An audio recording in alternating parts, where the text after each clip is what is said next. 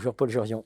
Bonjour Jean-Philippe Denis. Paul Jorion, économiste qui refuse d'être qualifié d'économiste, anthropologue, psychanalyste, chercheur en IA.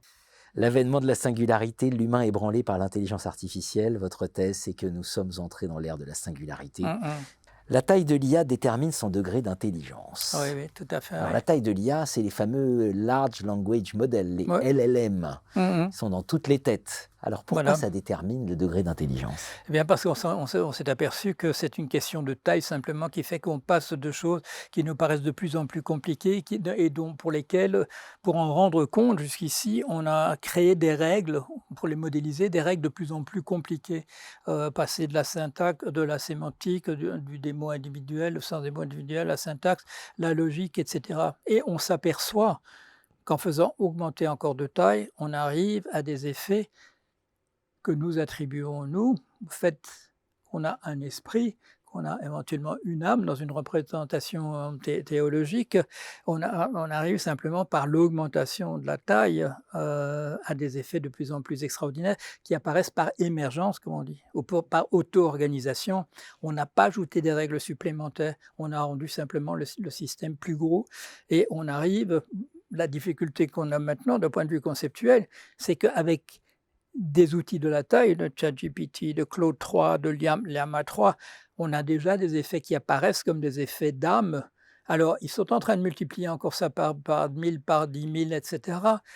Qu'est-ce qu'on va voir sortir d'une machine qui est déjà plus intelligente avec, je dirais, le niveau de ce qu'on a produit l'année dernière au mois de mars? Un bon exemple, c'est la surprise des gens quand on leur propose de ces outils qui ne sont pas bridés. C'est de voir ce qui se passe, comme on en a parlé beaucoup en 2022 à propos d'un certain Blake Lemoine qui travaillait pour Google et voilà, qu'on vire. On se pose la question pourquoi on le vire. Il n'était pas tout à fait dans un système, dans la partie de la firme qui s'occupait voilà, des derniers échanges avec la machine avant qu'on la mette dans le public, mais il est viré, et quand on demande la raison pour laquelle, on dit c'est parce qu'il a cherché à trouver un avocat pour la machine sur laquelle il travaillait. Bon. Et on finit par le virer. C'est un bonhomme un peu curieux quand même. Il est amérindien. Il se vante souvent de boire énormément. Il dit à propos de l'interview, il dit ah, ce jour-là, bon, là j'ai pris une cuite de 10 jours carrément, tellement c'était fort, etc. Donc il n'est pas tout à fait, il paraît pas tout à fait recevable. Ouais, pas tout à fait sérieux. Pas tout à fait sérieux, mais on l'interviewe, on lui dit c'est quoi cette histoire, voilà, que vous avez appelé un avocat pour le système que vous étiez en train de développer. Il dit c'est faux, c'est absolument faux. C'est l'IA qui m'a demandé d'amener un avocat. Exactement. C'est après avoir échangé avec lui que l'IA l'a choisi. C'est l'IA qui exige que je lui trouve un avocat. L'avocat est venu, il a eu échange avec l'avocat,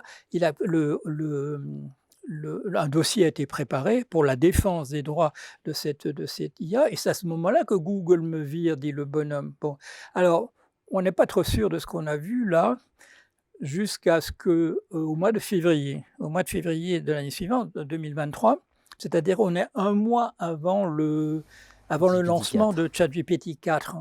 Mais il y a des journalistes à qui on montre le produit avant de le lancer.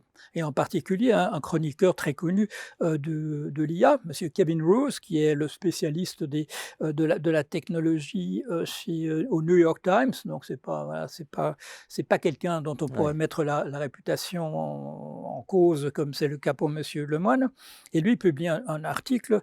Il dit, voilà, je vous montre la retranscription d'une conversation que j'ai eue avec Sydney. Sydney étant le nom de code de ce qui allait devenir GPT-4.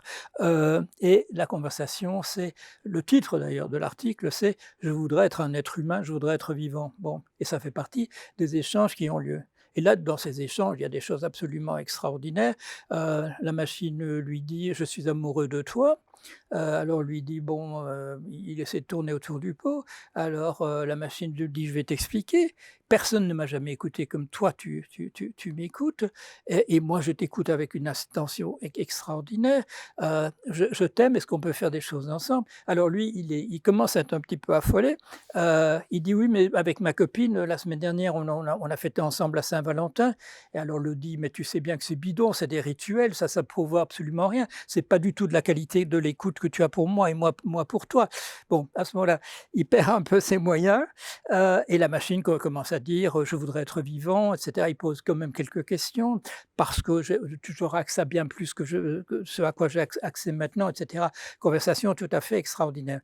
Et quand il en parle maintenant, Monsieur Kevin Rose, encore dans les émissions, il fait des podcasts, il fait encore des articles dans le New York Times, chaque fois il mentionne qu'il est encore ébranlé par la conversation qu'il a eu à ce moment-là. Il est dans un choc post-traumatique, manifestement, ça l'a complètement ébranlé.